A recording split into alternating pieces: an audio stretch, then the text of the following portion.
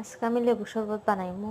তো এখানো লেবু কাটতে রাখছি, চিনি, লবণ, তারপর ঠান্ডা পানি আছে। আর আস্তে আস্তে লেবুরে চিফরাম।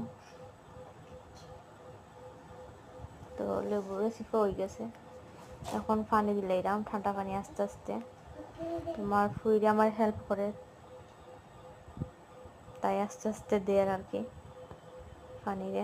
এখন আমি দিলাম সব পানি।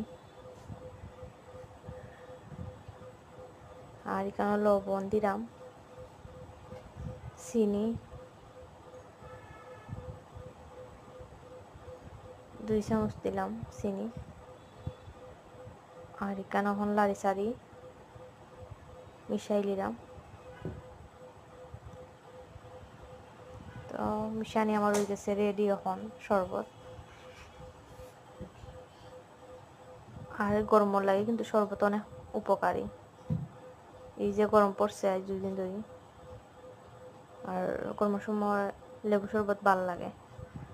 তো লইছি আমার লাগে।